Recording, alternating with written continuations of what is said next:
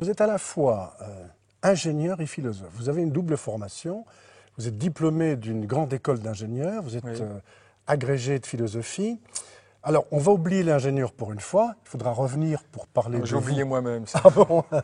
Non, non, vous dites ça, mais j'en suis sûr, ça vous sert à réfléchir notamment aux choses de l'esprit, car matière et esprit ne font qu'un, d'une certaine manière. Mais là, aujourd'hui, j'ai une question à vous poser. D'ailleurs, je suis sûr que tous les internautes qui nous regardent se la sont posées un jour ou l'autre.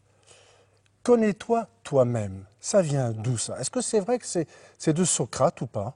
En fait, c'est une phrase qui se trouvait, dit-on, sur le fronton d'un temple, le temple d'Apollon à Delphes. Delphes, c'est un peu au nord d'Athènes. C'était la ville sainte, sacrée des Grecs. Vraiment un endroit où tout Grec devait aller en pèlerinage. Et sur le fronton de ce temple, il y avait marqué, en effet, « Connais-toi toi-même ». Donc c'était le dieu Apollon qui demandait à tout pèlerin qui entrait là de se connaître soi-même. Et c'est Socrate ensuite, oui, qui l'a introduit dans la philosophie. C'est ça. Donc, c'est pas vraiment Socrate. Non. Et l'auteur est inconnu? Il n'y a pas d'auteur, oui, l'auteur est inconnu. Alors ça c'est comique, hein, parce que tout le monde se pose cette question, donc l'auteur ça pourrait être vous, ça pourrait être nous, vous là qui nous regardez maintenant, c'est une question que tout le monde se pose. Vous avez trouvé la réponse, vous? Et je crois que oui. Alors vous allez nous la donner. Avec plaisir. Maintenant? Oui, on peut essayer. D'accord. Déjà, je répondrai par dire ce que je ne suis pas. Ah bon? Voilà, on pourrait comme ça aller en reculant. Donc qu'est-ce que je ne suis pas? Je ne suis pas le corps. Je pourrais vous le démontrer, je ne suis pas le corps. Je ne suis pas non plus mon personnage social. Ingénieur, professeur sont des fonctions, on peut en changer, ça n'affecte pas notre être profond. Je ne suis pas non plus mon caractère, auquel on s'identifie souvent. Pourquoi? Parce que je peux l'observer. Par exemple, si je vois que je suis colérique, si j'ai une tendance à être colérique, je vois la colère, donc je ne suis pas la colère. Je suis plus profond que ces émotions. En plus, les émotions, elles passent, elles changent. Moi, je demeure. Voyez, donc, je ne suis pas les émotions, je ne suis pas non plus les pensées. Alors ça, il m'a fallu beaucoup de temps pour le voir. Beaucoup de temps, parce que quand j'étudiais la philosophie, j'identifiais mon être à la pensée. Je pensais être des pensées. Voilà. Mais les pensées aussi, on peut les voir.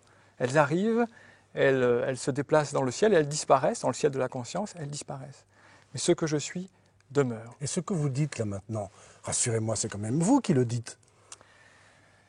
Et oui, c'est moi, mais c'est un moi qui